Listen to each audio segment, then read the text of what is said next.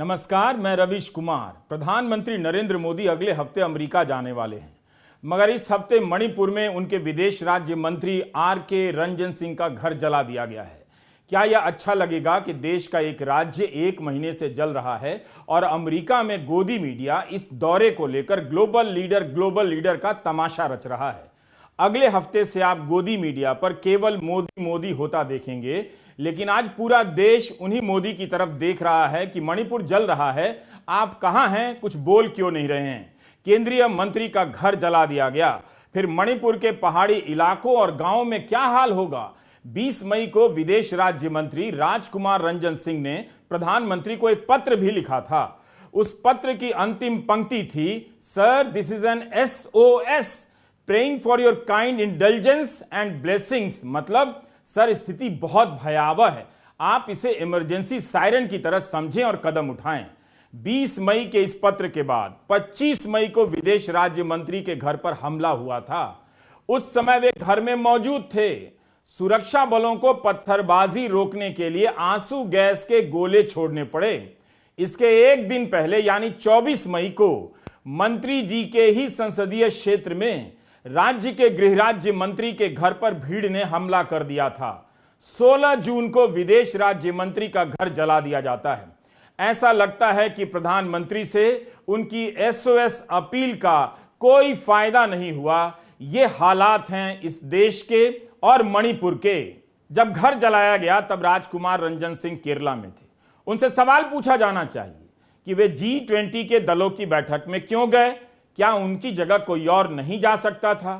इस बैठक में भारत जापान सहयोग, जापानी भाषा के प्रमोशन, संपर्क और एक्ट ईस्ट फोरम पर बातचीत हो रही थी। क्या विदेश राज्य मंत्री ने एक्ट ईस्ट फोरम पर बातचीत करते हुए वहां मणिपुर के बारे में कुछ भी बताया होगा कि वे अपने क्षेत्र में नहीं जा सकते, उनके घर पर भी हमले हो रहे हैं। क्या यह बहुत जरूरी काम है G20 में जाना, और यह तभी किया जाना चाहिए जब मंत्री का घर जल रहा हो या उनका संसदीय क्षेत्र हिंसा की चपेट में हो। G20 की बैठक को लेकर मंत्री ने ट्वीट किया और इसके एक दिन बाद खबर आती है कि उनका घर फूंक दिया गया। ऐसे में G20 में भारत की क्या साख रह जाएगी कि उनके ही शहर में मोदी सरकार के मंत्री का घर जल रहा है। वे दिल्ली में क्यों हैं, केरला क्यों गए। 30 अप्रैल को विदेश राज्य मंत्री भी इंफाल में थे। उस दिन मन की बात के 100वें एपिसोड का प्रसारण हो रहा था। यह तस्वीर उसी वक्त की है। राजकुमार रंजन सिंह, मुख्यमंत्री बीरेंद्र सिंह और केंद्रीय मंत्री भूपेंद्र यादव के साथ मन की बात सुन रहे हैं। बताइए, यह हाल हो गया है। मन की बात सुनने के लिए केंद्रीय मंत्री मणिपुर में है। एक रेडियो प्रोग्राम के लिए राज्य का मुख्यमंत्री टाइम निकाल रहा है।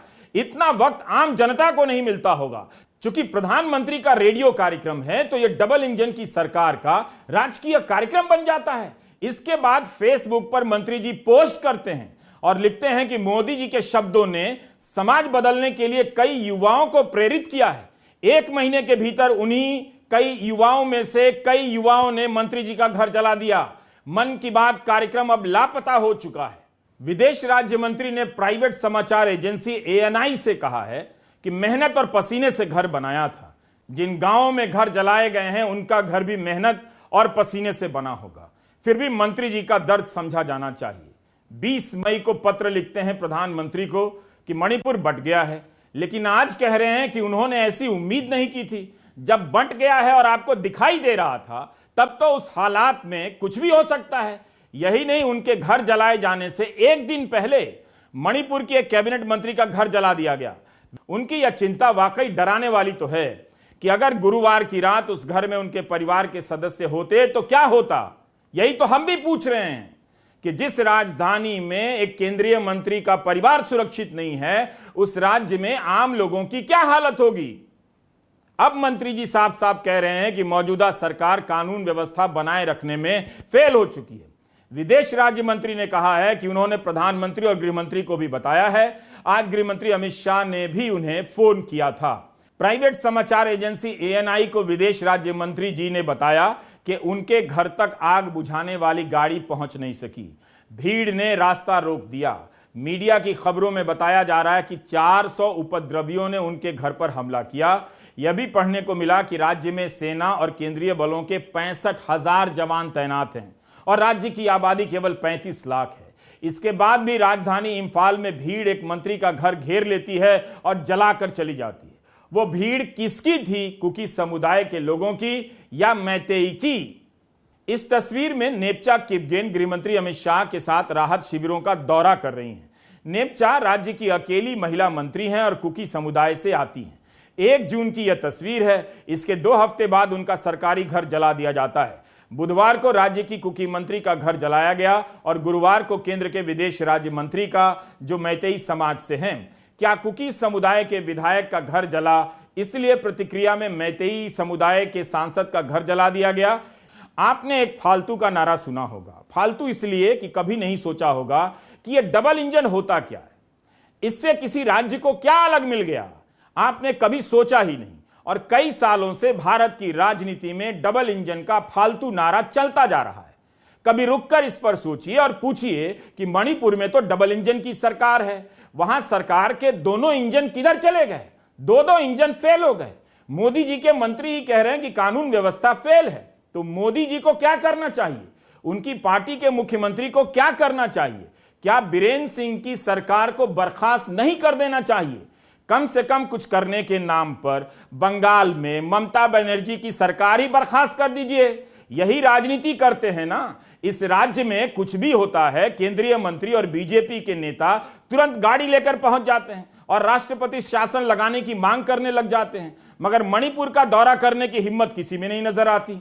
आपने देखा कि विपक्षी दलों की सरकारों की घटनाओं को लेकर केंद्र सरकार और बीजेपी के नेताओं का क्या रवैया होता है, और उससे भी गंभीर अपनी पार्टी की सरकार वाले राज्यों में क्या रवैया होता है। मणिपुर से लोकसभा के 2 ही सांसद चुनकर आते हैं। राजकुमार रंजन सिंह बहुसंख्यक मैतेई समुदाय से हैं और दूसरे सांसद अल्पसंख्यक नगा समुदाय से हैं। कुकी समुदाय से कोई सांसद नहीं है। राज्य में बीजेपी के टिकट पर कुकी चिनजोमी समुदाय के 7 विधायक जीते हैं। इसमें 2 मंत्री हैं। जिस सांसद और विदेश राज्य मंत्री का घर जलाकर राख कर दिया हो, उन्होंने 20 मई को प्रधानमंत्री को एक पत्र लिखा और जो कहा है वही सच होता दिख रहा है। विदेश राज्य मंत्री राजकुमार रंजन सिंह ने प्रधानमंत्री को लिखा कि मणिपुर में एथनिक लाइन पर बाल्कनाइजेशन को बढ़ावा नहीं मिलना चाहिए। बाल्कनाइजेशन एक ऐतिहासिक टर्म है। प्रथम विश्व युद्ध के दौरान दक्षिण पूर्वी यूरोप के बाल्कन में एथनिक या जनजातीय धार्मिक पहचान के नाम पर इतनी हिंसा हुई और बंटवारा हुआ कि उस इलाके का बंदरबांट हो गया। इसका खतरा मोदी सरकार के मंत्री ही उन्हें पत्र लिखकर बता रहे हैं। तो आप अंदाजा लगा सकते हैं कि हालत क्या है, और अगर हालात इतने गंभीर हैं तो ये मंत्री जी खुद क्या कर रहे हैं वो भी देखिए। कायदे से इन्हें मणिपुर में होना चाहिए जहां के ये सांसद हैं।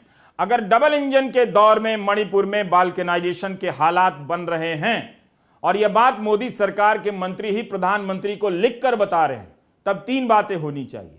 मुख्यमंत्री को बर्खास्त कर देना चाहिए, ऐसा कहने के लिए विदेश राज्य मंत्री से इस्तीफा ले लेना चाहिए, और तीसरी बात का कोई मतलब नहीं। प्रधानमंत्री तो कुछ बोल ही नहीं रहे।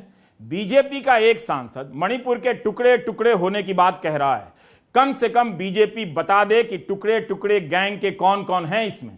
यही होता है नफरत की राजनीति का हाल। हमेशा नफरत की राजनीति आपको गटर की तरफ ले जाती है।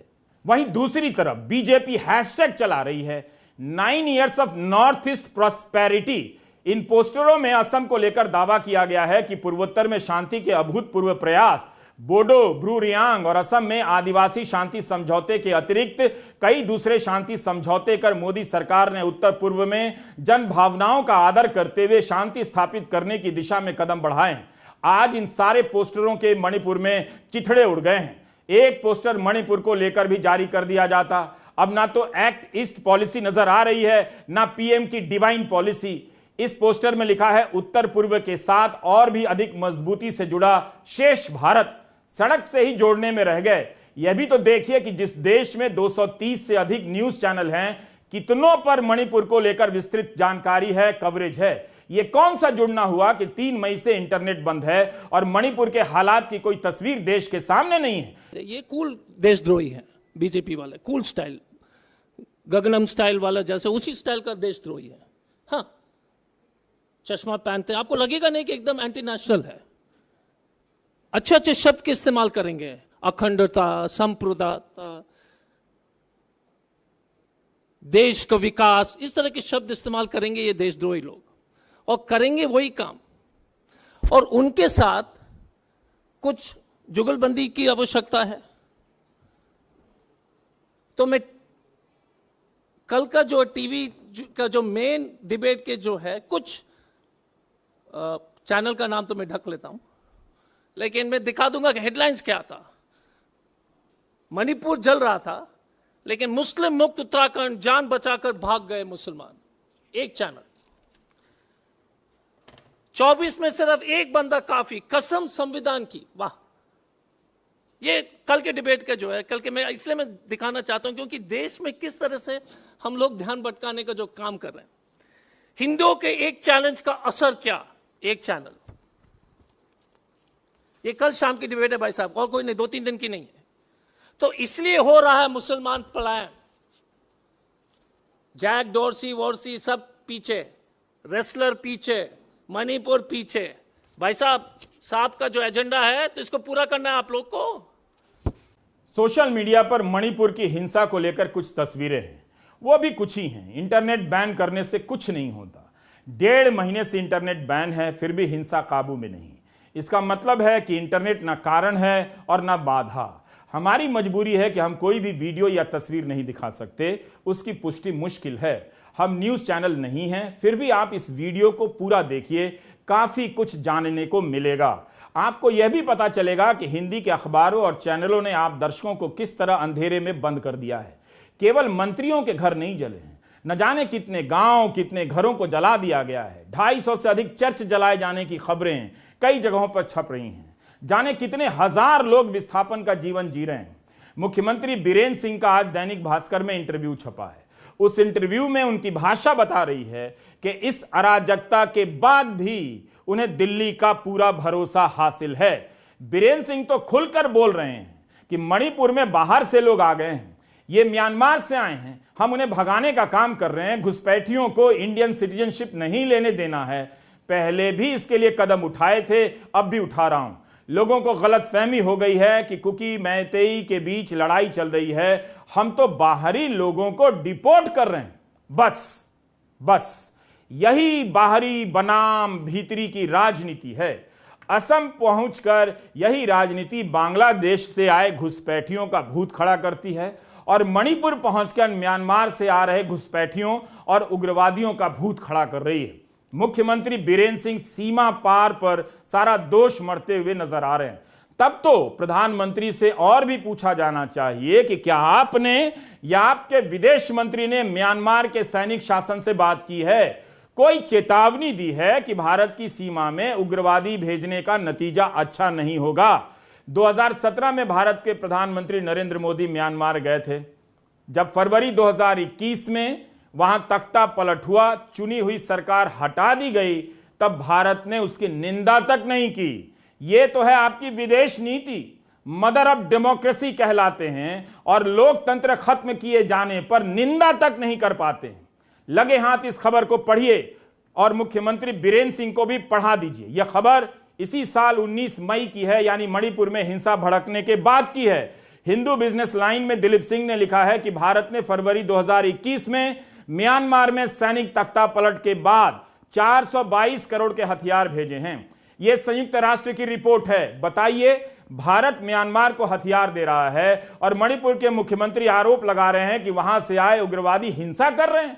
नवंबर 2021 में चुराचांदपुर में कथित म्यांमारी इंसर्जेंट के हमले में असम राइफल्स के अफसर, पत्नी, बच्चा और 4 जवान मारे गए। क्या भारत अब भी म्यांमार को हथियार दे रहा है? नवंबर 2021 की घटना के अगले महीने विदेश सचिव हर्षवर्धन श्रृंगला यूंटा प्रतिनिधियों से मिलने गए थे और वहां बॉर्डर की बात उठी थी। तख्ता पलट के बाद भारत और म्यांमार के बीच पहली बार इतनी हाई लेवल की मीटिंग हुई थी। तब विदेश मंत्रालय का बयान आया कि दोनों पक्षों ने कहा है कि वे एक दूसरे के खिलाफ हानिकारक गतिविधियों के लिए अपनी जमीन का इस्तेमाल नहीं होने देंगे। म्यांमार का जिक्र कर मुख्यमंत्री बीरेंद्र सिंह ने प्रधानमंत्री मोदी की विदेश नीति को भी घसीट लिया है। अब विदेश मंत्री बता दें कि म्यांमार के साथ जो करार हुआ था कि वह भारत के खिलाफ अपने इलाके का इस्तेमाल नहीं होने देगा। क्या हुआ? क्या प्रधानमंत्री ने इस बार की हिंसा को लेकर म्यांमार सरकार से कोई बात की है?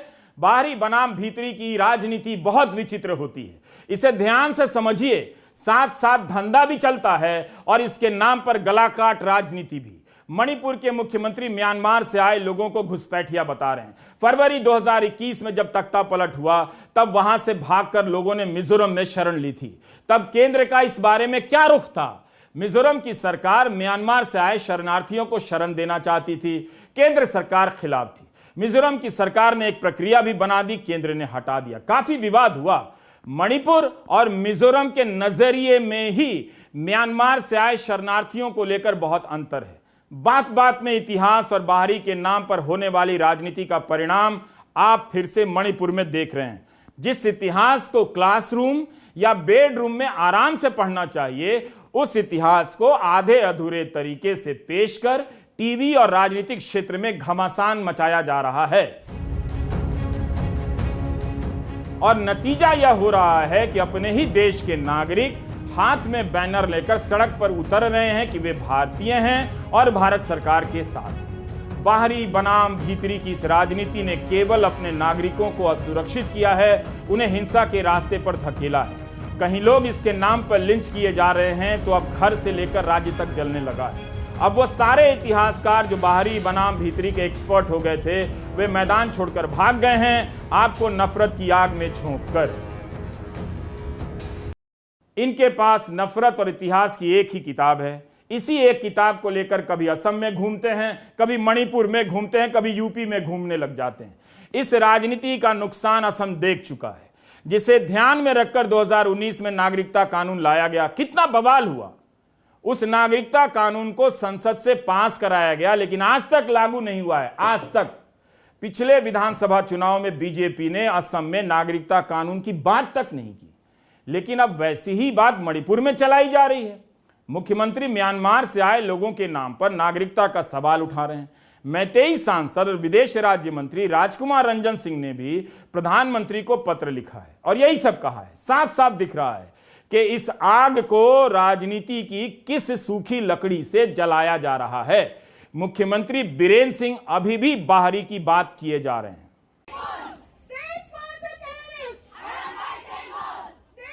यही सब आपको समझना है। कुकी समुदाय के लोगों का कहना है कि उनके भीतर असुरक्षा पैदा की जा रही है, कि बाहरी के नाम पर उन्हें टारगेट किया जा रहा है। मणिपुर के कुकी इलाकों में एनआरसी का भूत खड़ा हो गया है। आप याद करें कि असम में इस एनआरसी के नाम पर हजारों करोड़ रुपए फूंक दिए गए और जब एनआरसी की सूची आई तो कुछ खास नहीं निकला, उसे ठंडे बस्ते में डाल दिया गया। एक राज्य में जो आग जलकर बुझ गई है, उसी आग से दूसरे राज्य के घर जलाए जा रहे हैं। एक समुदाय को घुसपैठियों के नाम पर टारगेट करने का खेल कितना खतरनाक हो सकता है, आप देखिए। मुख्यमंत्री बीरेन सिंह ने दैनिक भास्कर से कहा है कि कुकी मैतेई का झगड़ा नहीं है। तो बताइए किसका झगड़ा है? क्या आकाश और पानी का झगड़ा है? आम और इमली का झगड़ा है? टिंडा और टमाटर के बीच का झगड़ा है? किसका झगड़ा है? अगर यह कुकी और मैतेई का झगड़ा नहीं है तो फिर कुकी मंत्री का घर कौन जला रहा है? मैतेई सांसद का घर कैसे जल गया?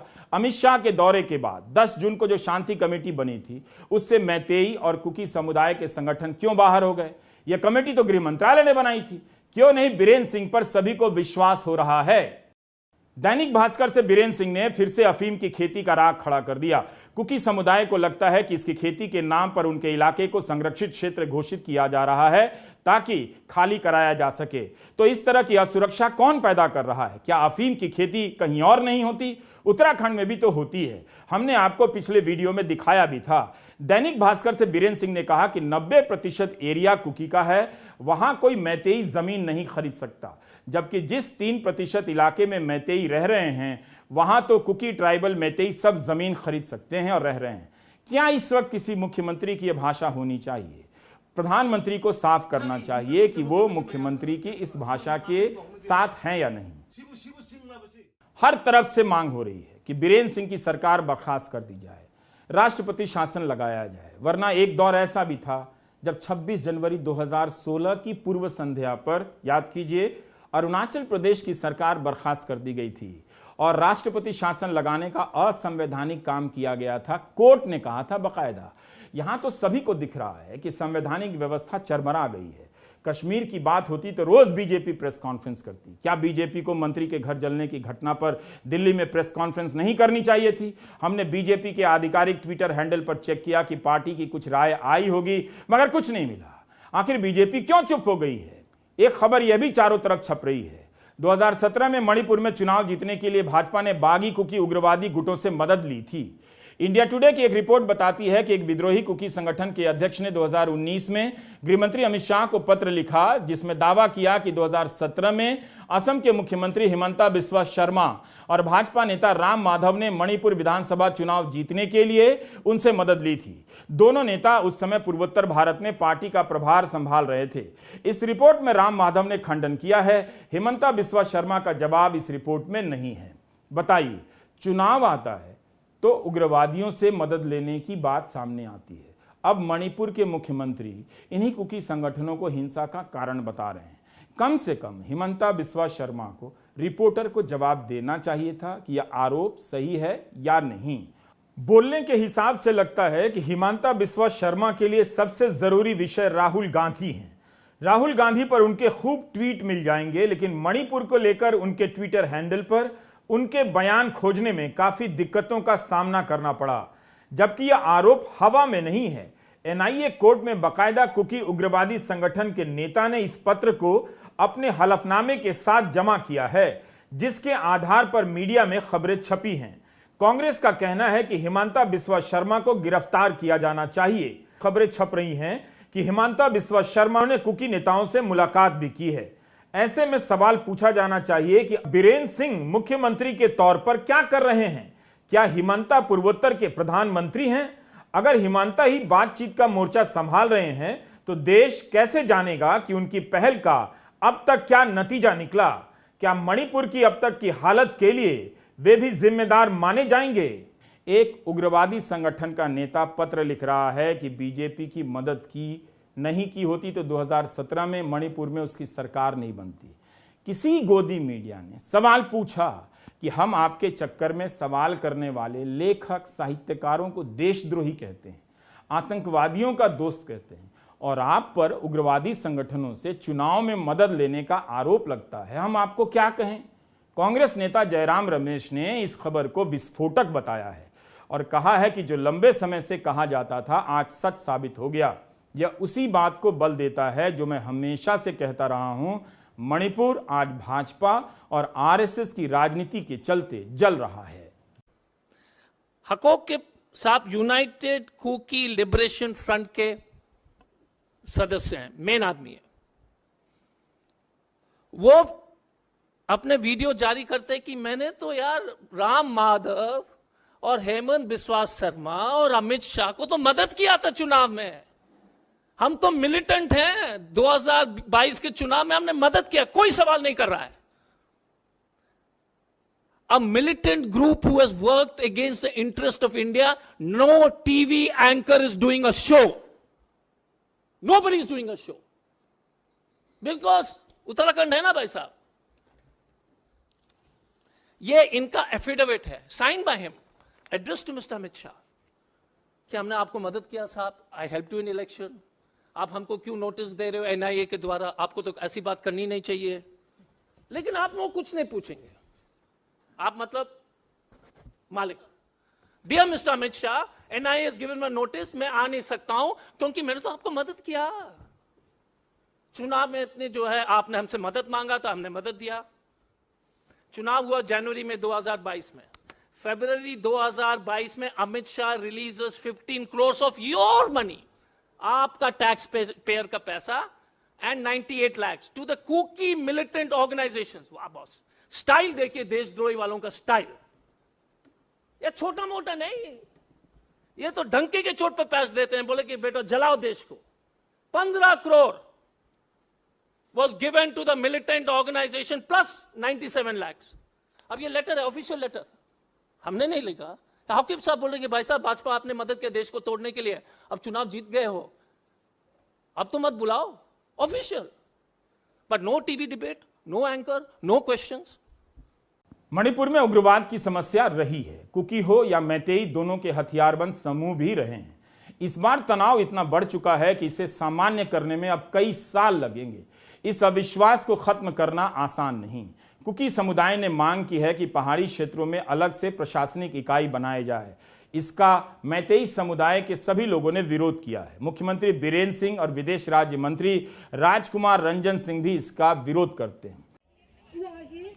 लेकिन कुकी समुदाय के लोग कहते हैं कि हम प्रशासनिक क्षेत्र की मांग इस वजह से भी कर रहे हैं कि पहाड़ी क्षेत्रों में विकास नहीं हुआ है। अपने इस तर्क के समर्थन में कुकी समुदाय के लोग बाकायदा हिसाब दिखाते हैं कि किस तरह से विकास की योजनाओं का ज्यादातर पैसा मैतेई इलाके में खर्च हुआ है। जब तनाव के हालात हैं तब ऐसे में इस मांग को आक्रामक तरीके से रद्द करने का तुक समझ में नहीं आता। इस पर बातचीत हो सकती थी। आखिर पूर्वोत्तर के इलाकों में अलग अलग प्रशासनिक और क्षेत्रीय इकाइयां रही हैं। संविधान की 6ठी अनुसूची के तहत असम, मेघालय, मिजोरम, त्रिपुरा को लेकर इस तरह के 10 प्रशासनिक इकाइयां बनाई गई हैं। खबरों को पढ़ते हुए लगता है कि मणिपुर में सरकार को ही नहीं पता कि क्या हो रहा है। 28 मई को मुख्यमंत्री ने दावा कर दिया 40 उग्रवादी मारे गए, लेकिन पुलिस को जानकारी नहीं थी। फिर बीरेन सिंह ने कुकी उग्रवादियों के बारे में बयान दे दिया, लेकिन असम राइफल्स और CDS lieutenant general Anil Chauhan ने इसका खंडन कर दिया। हिंदू में विजेता सिंह की एक रिपोर्ट छपी है कि महिलाओं के हथियारबंद दस्ते ने 6 मुख्य सड़कों को जाम कर दिया है, जिसके कारण 2 हफ्ते से राज्य का दक्षिणी हिस्सा कट गया है और वहां तक सुरक्षा बल पहुंच नहीं पा रहे हैं। सूत्रों के हवाले से विजेता ने लिखा है कि सीएपीएफ और पैरामिलिट्री बलों में महिलाओं की कमी के कारण वे महिला प्रदर्शनकारियों से निपटने की हालात में नहीं हैं। सीआरपीएफ महिला सुरक्षा बल भेज रहा है। खबरों को और तस्वीरों को इतना कंट्रोल करने के बाद भी जो खबरें आ रही हैं छनकर, वही काफी हैं बताने के लिए कि भीतरी और बाहरी की राजनीति ने, बहुसंख्यकवाद की राजनीति ने एक राज्य को हिंसा के हवाले कर दिया है। प्रधानमंत्री मोदी की पूर्वोत्तर नीति दांव पर है। 1.5 महीने से उनसे अपील हो रही है कि आप शांति की अपील कर दें। कहीं ऐसा तो नहीं कि शांति की अपील करने वाला कॉपीराइटर नहीं मिल रहा है। लगता है कि उनके आसपास बहुसंख्यकवाद के नाम पर बाहरी और भीतरी करने के ही एक्सपर्ट लोग हैं, जो नहीं जानते कि इस खाई को मिटाने के लिए कैसी भाषा बोली जाती है। नमस्कार, मैं रवीश कुमार।